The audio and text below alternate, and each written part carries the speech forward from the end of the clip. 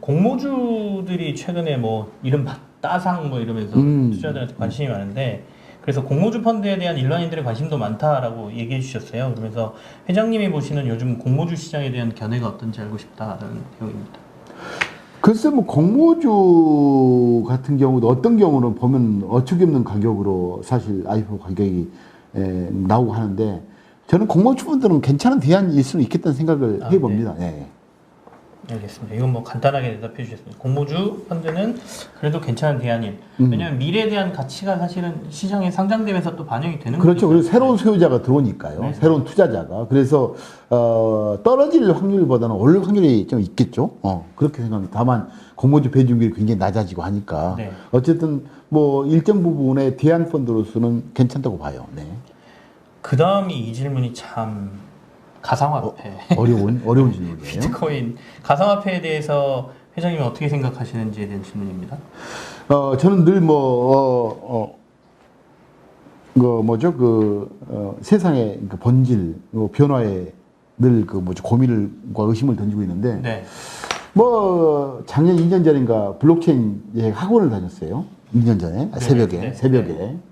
네, 근데 들어도 모르겠더라고요. 네. 막 복잡해. 해시값 나오고 뭐 복잡해요. 예. 그래서 이제 다니다 그만둬버렸죠. 이제 그 사이에 이제 수많은 가상화폐 등장을 보면서 저 현상이 뭘까? 라고 해서 블록체인을 통한 기술적 문제보다는 상시 관점에서 이런 질문을 나한테 해봤어요. 저 현상이 뭐지? 라고 할 때, 사람들은 궁극의 자산에 대한 물음에 답을 찾았구나. 사람들은 이 사람이란 것은 인류가 출현할 때부터 미래의 수천만 년 후의 사람을 다 통칭해요. 네. 시공을 초월한 사람들이 이 사람들은 어떤 자산을 궁극의 자산으로 생각할까? 라는 질문 속에 몇 가지 질문을 할 것 같아요. 썩지 않는 자산이면 좋겠죠. 썩는 자산보다. 네, 그럼요. 그렇죠.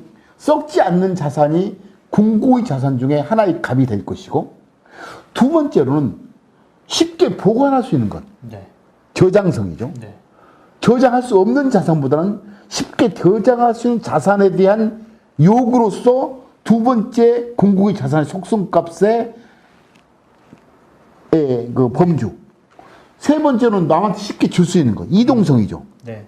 이동성. 쉽게 줄 수 있는 자산을 궁극의 자산의 하나의 속성값으로 생각할 것 같다. 내 의심이었어요, 의심. 네 번째는 좀 더 희소 있으면, 희소. 네. 좀 공기처럼, 물처럼 너무, 흔하면 네.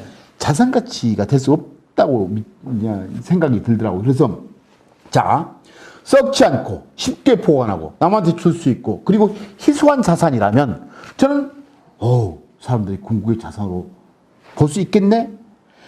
라는 질문 속에 암호화폐는, 네. 사실 이 네 가지를 관통하는 금이었어요. 금이 썩지 않고, 금이 쉽게 보관하고, 남한테 줄 수 있고, 희소성이 있고. 그래서 금을 우리는 채택해서 그동안 천만 년, 수천 년 동안 금을. 네. 근데 금보다 더 멋진 이 네 가지 속성을 갖춘 게 뭐예요? 우리 팀. 바로 디지털 화폐. 디지털 코드값. 네. 그렇죠? 블록체인. 비트코인. 네. 봐봐.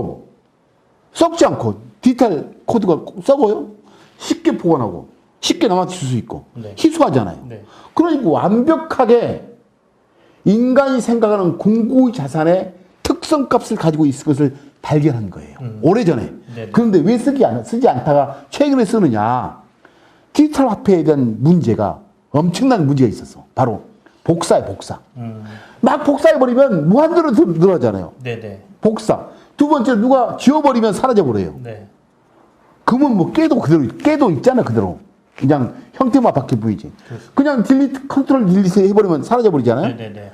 그런데 블록체인이라는 게 등장하면서 이런 디지털 화폐가 갖고 있는 아킬레스건, 뭐죠?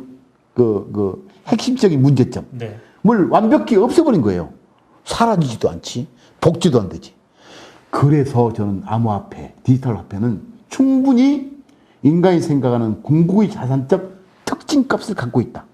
그래서 저는 괜찮다고 본다.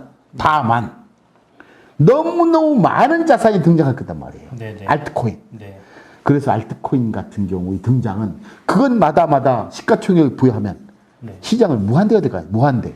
그래서 알트코인 같은 경우는 약 95% 이상이 사라질 것이다. 그래서 저는 그 앞으로 그 메타버스 등등 수많은 가상의 세상이 되게 되면 거기에는 국적이 필요 없는 네. 화폐가 존재해야 될 것이고 그 존재 속에서 무조건 그 유통체계를 갖고 있는 화폐는 디지털 화폐가 역할을 담당할 것이고 다만 그 알트코인은 태어났다가 곧 죽고 태어났다가 죽고 태어났다가 죽고 할 것이다. 그래서 혹시 이제 그 암호화폐를 보신다면은 그런 관점으로 본질적 관점에서 생각을 하시고 투자의 대상으로서는 나는 알트코인은 하지 말아라 네네. 라고 얘기하고 싶네요.